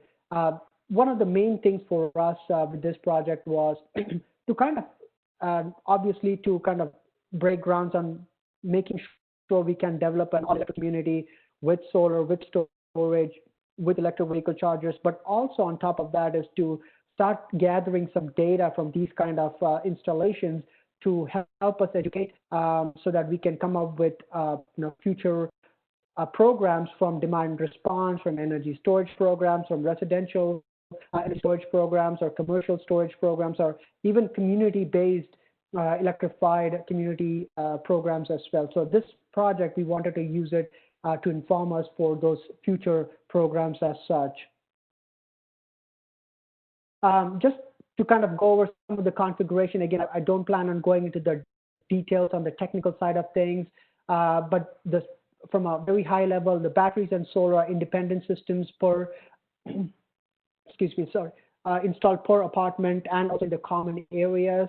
The solar is wired to each battery, which is installed inside each apartment. So there's a battery installation, which you might have seen in one of the previous slides. As you see here in the left corner, you will see a large white installation. That's kind of the battery installation that we are looking at right now. So each apartment, each of those 600 apartments will have these battery systems inside the apartment as well. The solar is wired to those batteries, and then from those batteries, it is wired all the way to the disconnect switches and the net metering installation as well. The battery inverters are IEEE 1547 compliant for a lot folks who are involved in interconnection discussions or contracts. You would know IEEE 1547 is a de facto industry standard for interconnection of distributed energy resources, including solar and energy storage. So it was important for us to make sure that the battery is compliant with this standard, because that is an important standard that we follow here at PacifiCorp as well. And I don't think there is a lot of exceptions out there in the U.S. itself. Most states, if not all, do follow IEEE 1547. The solar panels are not DC coupled because the battery system right now does not have that capability, but Sonnen is working on that capability to see if there are additional efficiencies that can be gained by DC coupling. The batteries are intended to charge from the solar only. So right now, the way we worked out the algorithm and the schematic or the architecture, the battery will not be charging itself using grid power. So it will be charging only using solar power. The grid export not intended initially. So what that means is just from the battery. So we do not necessarily have an energy storage net metering program or an energy storage private generation program where the battery owners would be paid a particular amount of fee for backfeeding into the grid. And again, it does not make a lot of economic sense to dispatch the battery because these batteries are expensive. So you don't want to dispatch the batteries unless you have a significant kind of a leverage or hedge over some sort of time of use program. So we do not have that right now here. But again, like I said initially in this presentation, this is exactly why we wanted to go down this path of looking into this project, gathering this data so we can use the data to help educate our regulators, our stakeholders, and ourselves as well to start working on future demand response programs or energy storage programs for our customers. Individual apartment can be a microgrid. I heard John mention about nanogrid, but since, again, depending on which lens you look at it, from an individual apartment, yes, it could be a nanogrid. From an entire apartment complex, it could be a complete microgrid as well, since we're talking about almost 12 megawatt hours of battery that can be leveraged if that entire apartment complex needs to be isolated during an outage situation. Moving on here. So just wanted to kind of give an overview of the project itself and some benefits. Again, I'm not going to kind of repeat a lot of this information, but like you can see, there's a significant amount of energy storage and solar that will be installed at this location. The solar will also be installed in carports. There's also discussion to include larger batteries, which are not the residential type, but more of a commercial size batteries for running the elevators inside the system or running the gymnasium inside the inside the complex. So there are those discussions that are ongoing that is beyond the initial 10 to 12 megawatt hour batteries that we've been thinking about for individual apartments within that complex. But from a grand scheme of things, we have established control to dispatch those battery systems if we think we can leverage those systems in the energy imbalance market. For many of you might be aware of the energy imbalance market that PacifiCorp is part of, in addition to several other utilities in the West Coast here. So we might be using these batteries for the EIM market if need be. So that control and monitoring and dispatchability has been established within that cybersecurity architecture that we had to work together with the manufacturer on. The battery chemistry has been identified as safe for indoor use. And again, I would kind of reiterate something that I heard from John in the previous presentation is the importance of collaboration, absolutely critical. I cannot overstate how important it is to collaborate with your local jurisdiction authorities, with your fire departments, with other entities that are part of these projects to make sure that everyone understands what the risks are with these projects, what the benefits are for these projects, how do you operate these projects under different circumstances. So there was a lot of discussions that we had to have with our jurisdictions, with our different entities, and including our the battery supplier as well. So overall, the fire department was comfortable with these battery chemistries. It basically uses a lithium ferrophosphate. It's an LFP battery chemistry compared to a lithium NMC technology that some company like Tesla uses. But again, I won't go into the pros and cons and some of these things. Both have pros and cons depending on which side you are on. But I think it was a very important thing to help educate a lot of our folks on what the battery chemistry is and how it can be used. Project benefit, again, backup power was the main piece that we wanted to test this out. In addition to kind of looking at it from a holistic, how do you operate different types of distributed energy resources within an fully electrified community.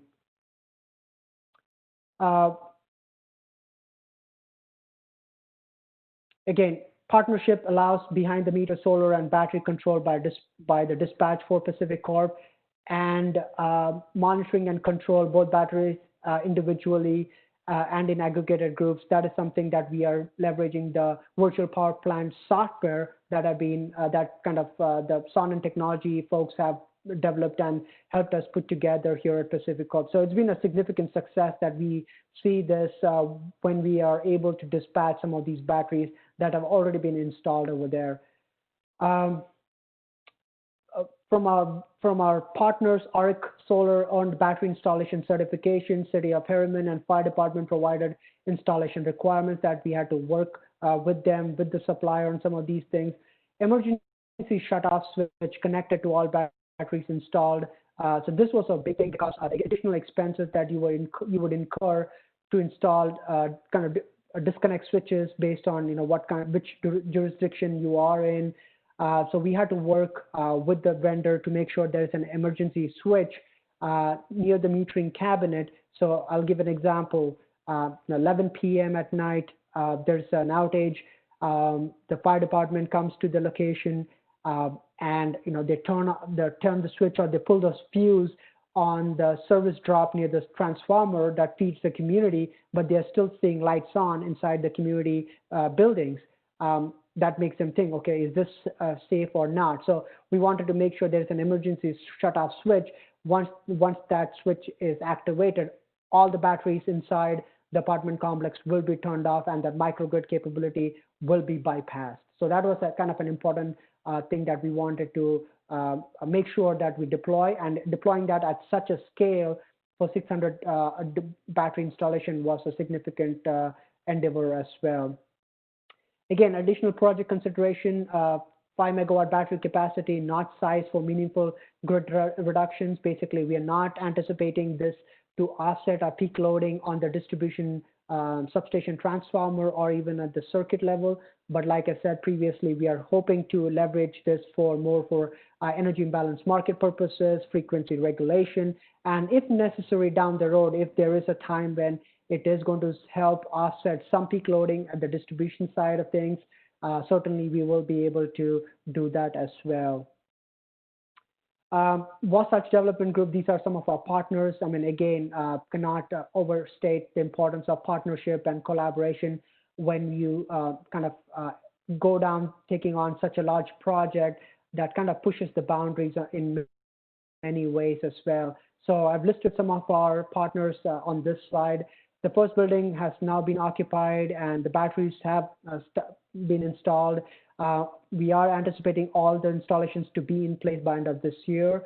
COVID-19 has put a pause in some locations, but again, now that has been reinstated, and we do see that everything is going to be on track, and we should be able to complete a lot of these project initiatives by end of this year. And finally, just a few news clips I added to the slide deck as well that the company got recognition for. Again, this certainly was one of a kind project in the U.S. Creating a virtual power plant with this scale of batteries and solar and electric vehicle charges, it definitely needed a lot of collaboration, needed a lot of partnership, and again, kudos to the stakeholders in Utah, the Public Service Commission for approving this project, as well as our legislators for giving an opportunity to PacifiCorp to, through a legislative step project mandate, to start looking into some of these kind of innovation and providing these kind of opportunities and options to our customers and communities. So with that, that's what I wanted to provide an overview on, just focusing on one particular project that our kind of company went through the past 18 months. And I'll just pause over here and see if there are questions, since I think I was on the end of the agenda. So I think, Kevin, you might want to open it for questions for everyone on the panel. Yes, thank you, Rohit. And great presentation, and we will go ahead and now transition into our question and answer and discussion session. I believe Greg Huynh from the Los Angeles Department of Water and Power has a question for the panelists, and we'll start there and then open it up to the rest of the audience. Okay, great. Thank you.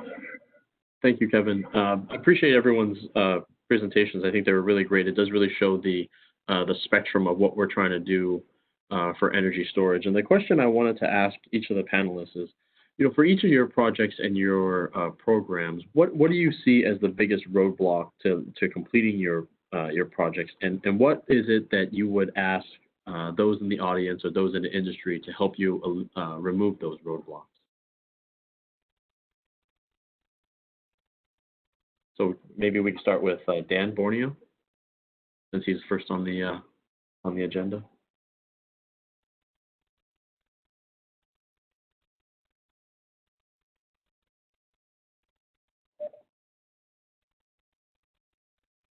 Dan, are you there?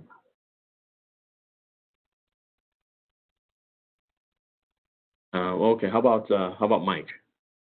Yeah, so good. Thank you. So I think you saw the real variety of opportunities we're working on and projects and demonstrations. I think one of the areas that we are finding that's the biggest challenge for non-lithium ion batteries at the project level is project financing. There's no shortage of investors wanting to invest in the company. There is no supply of investors that will do a power purchase agreement and finance with these projects for 20 years. In fact, we had one of our flywheel companies who had received a grant from the PUC to provide a 20-megawatt 4-hour system under our procurement. I didn't mention it, but California has approved 2 gigawatts of storage. About one-third has been installed. They're estimating another 8 gigawatts will be purchased before 2030. So the challenge is most of those agreements are power purchase agreements, 10, 15, 20 years, and you need a financier to be able to finance up front so that you can do that. And what's happening is there are just not very many willing to take that chance. Well, obviously, the storage industry has a history of bankruptcies and different things. So one of our primary goals is to give these companies a chance to build more systems, but also we're working with the financial industry so they can feel more comfortable. I think flow batteries are probably the ones coming up the fastest in the marketplace and getting more acceptance. There are a lot of zinc type batteries that are out there too, but it's a big challenge. So we really are trying to diversify our portfolio, because right now in California, about 90 to 93% of all of our storage systems are lithium ion. And that's not going to change in the next 2 to 5 years without some type of financial support. And the second thing is just to see how it goes. We have several companies that are estimating an ability to deliver storage at $10 per kilowatt or less for thermal storage mostly. If they can build those and build those at large megawatt sizes, it's a game changer for California, because you're talking about 5% of current price. So those are things we don't know. But right now, for those companies that are in that verge of commercialization, one of the biggest factors for their growth is for the project financing markets to embrace non-lithium ion technologies. That's probably the top one that we run into. Oh, okay, great. Kevin, thank you for that, Mike. Kevin, can you hear me? Yes, I can. Yeah, this is Borneo. So I'm just going to add to Mike real quickly.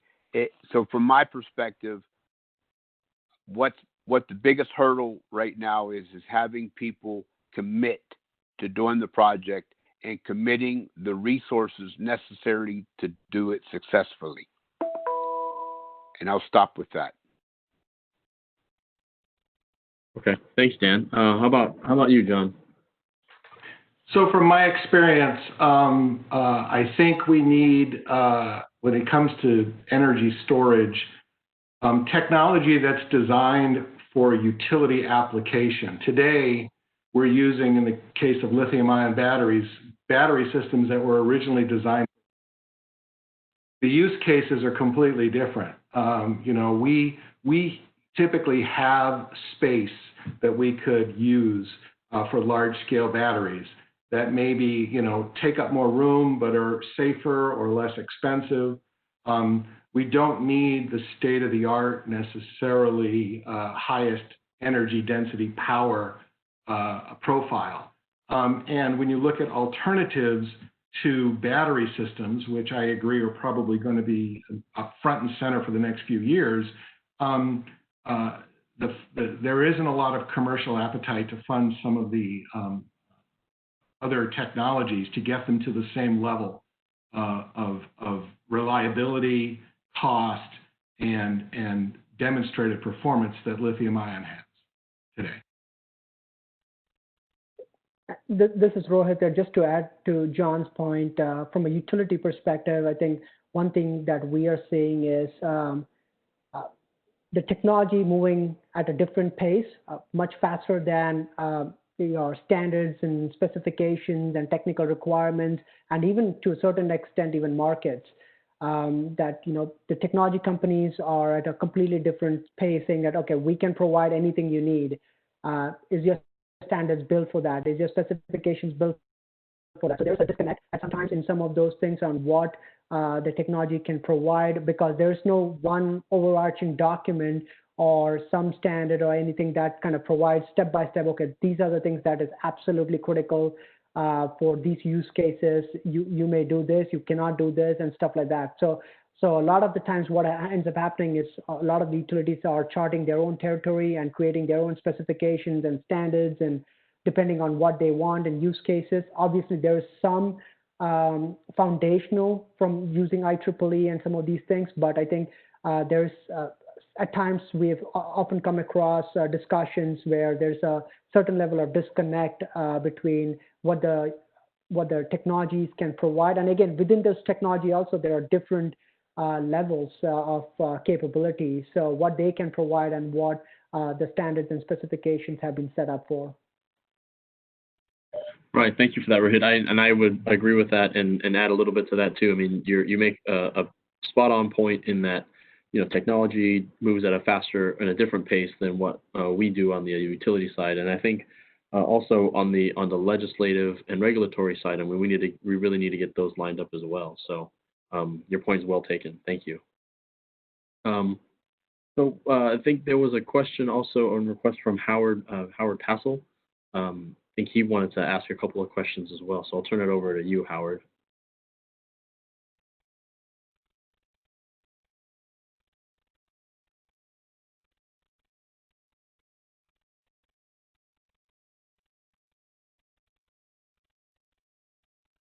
Howard, are you there?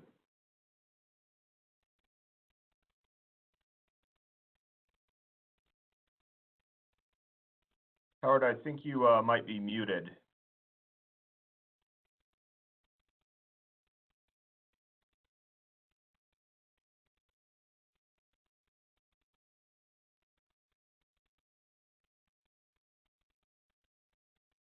Well, it sounds like Howard might be having some, or I guess the lack thereof, it sounds like Howard might be having some audio difficulties. Howard was kind enough to actually share the question with me via the chat, so I'm happy to ask it to our speakers that way. The question is, what are the round-trip efficiencies associated with hydrogen storage?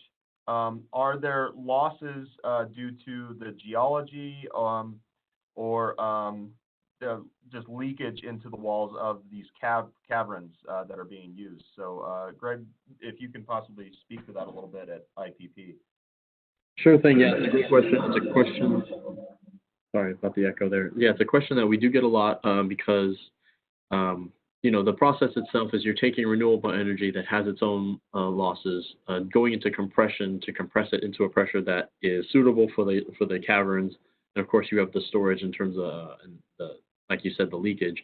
The current literature that we're seeing is at about 40% is the round trip efficiency, meaning from the generation from the renewable side all the way to the combustion through the turbine, we're looking at about 40%.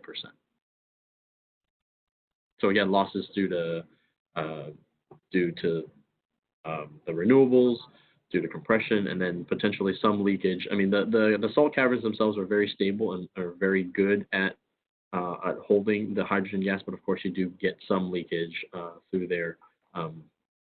So yeah, that the 40% is what we've been seeing for round trip efficiencies. So this is Mike.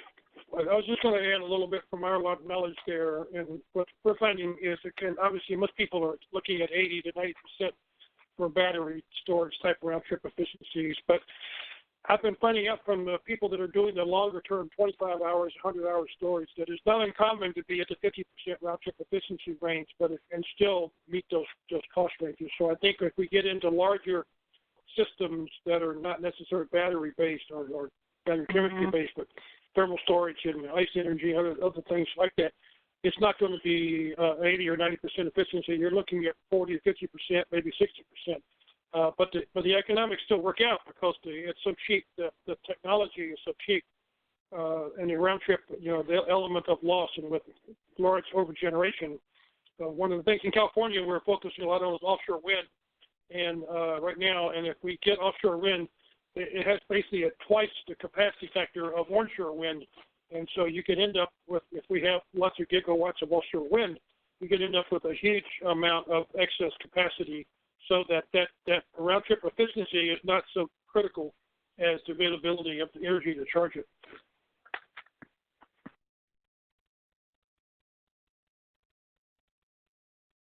Excellent. Well, thank you, Greg and Mike, for your responses. At this time, I'd like to encourage and open it up to any of our participants who have a question to feel free to unmute and ask, or send me one via chat.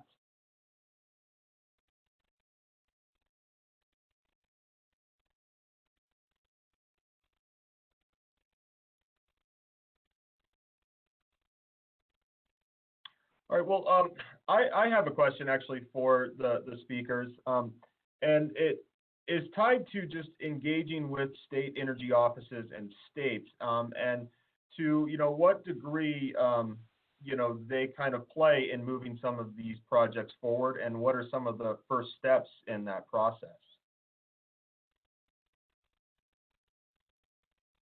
So I could take a shot at that, Kevin. This is Dan Borneo. We actually have a program with the Clean Energy States Alliance out of Vermont, and they have an alliance with all the, well, not all, but a lot of the state energy offices. And so working through them, we do a lot of outreach with them and getting more and more states involved with the energy storage. For instance, in Rhode Island, through the Clean Energy States Alliance, we connected with their energy office, and we're doing a project with them. So a lot of our projects were initiated through the Clean Energy States Alliance. So if there are members out there, and Kevin, I introduced you yesterday to Todd, and hopefully Utah will become part of that, because we find that if the energy office is involved, and then they start maybe doing some cost share projects along with our cost share, this makes the project pencil out, if you will, and it gives incentive for people to do it. And even if the DOE does not come in with cost share, with the the state energy offices involved with the program and encouraging that investment, it seems like it goes a long way in somebody doing it.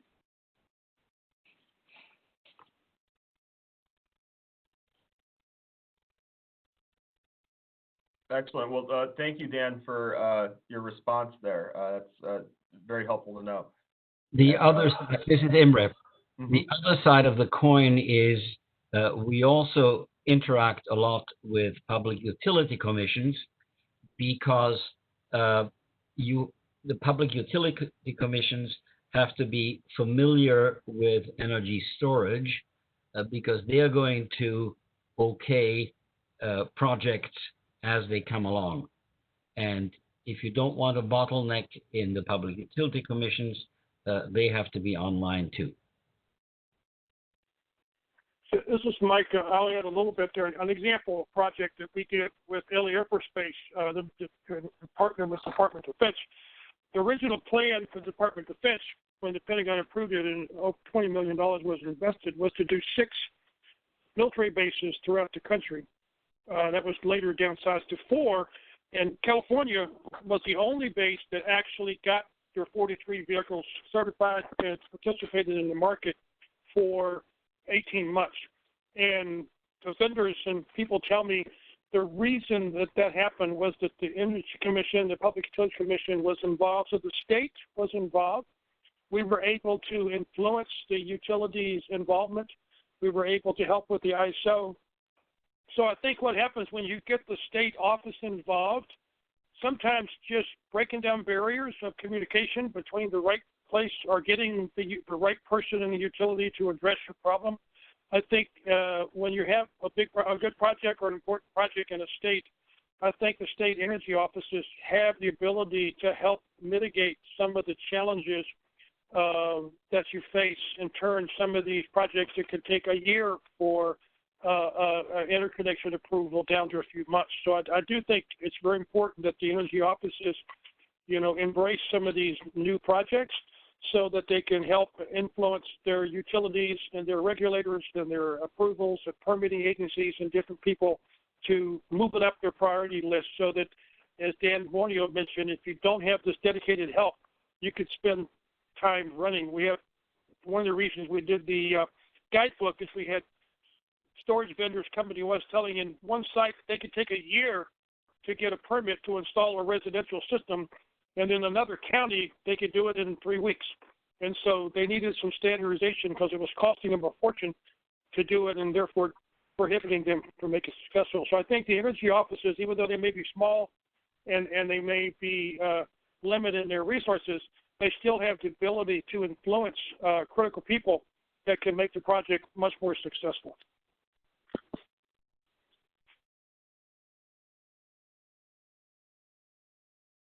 Excellent. Oh, thank you. Thank you for the responses there, Dr. Shook and Mike and Dan. Any other questions from the audience at this time?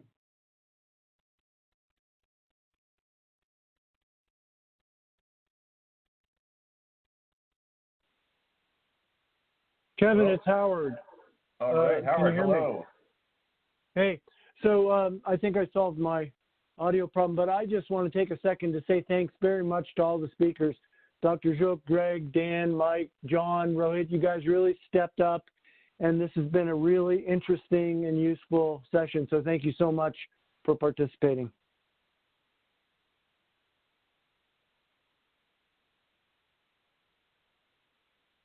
Yes, and yes, thank you, Howard, for that. And with that, yes, I would like to just take a moment to acknowledge and thank our speakers today for the just excellent presentations, case studies, and overviews.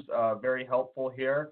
And want to thank Dr. Shook and the Department of Energy's Office of Electricity Energy Storage Program for funding these webinars. I would like to encourage each of you to please go ahead and register for the next webinar, which will be on energy storage finance next week, July 29th, from 10 a.m. to 12 p.m. Mountain Daylight Time. And if you have any questions, please not hesitate to reach out to me or to reach out to any of the speakers who were kind enough to provide their contact information. And at the end of the series, the recorded webinars will be shared and presentations will be shared via email later this week from this webinar. So thank you, everyone, and have a great day. Thank you. Thanks, Kevin. Thanks, everybody. Thank you.